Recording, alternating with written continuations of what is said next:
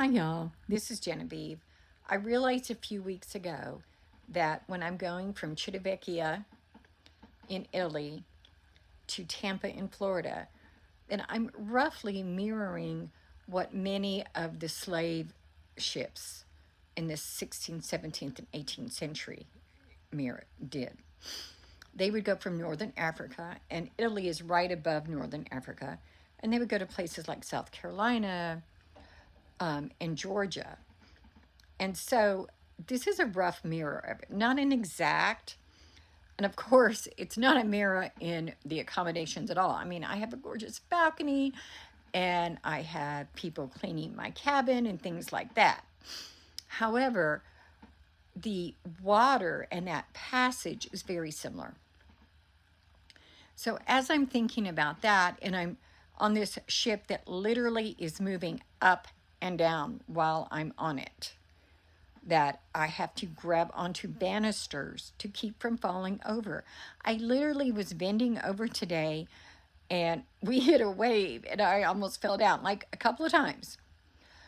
So then it got me to thinking, what was it like back then? First of all, you have these people, these African natives, people who lived in a completely different culture, who spoke different languages, kidnapped, absolutely kidnapped, and put in shackles.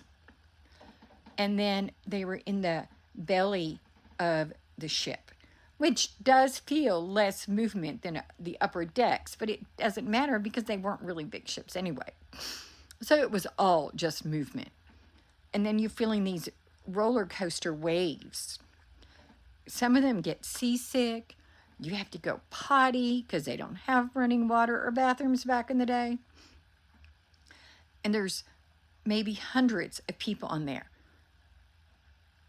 And quite a few of them die because of sickness and disease and malnutrition and just body fluids and things. I mean, can you imagine the horror of that?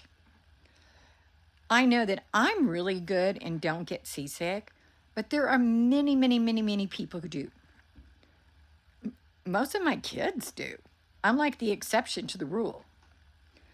But it's up and down, and I can barely walk, and I know how to do this, and I don't get sick. But can you begin to just fathom for a moment the horror of what they went through? This has driven it home to me in a way I never could have understood before. So think about the suffering of other people, whether it's in the slave trade, but that was horrific. Oh my gosh, that was so horrific. Namaste. Bye.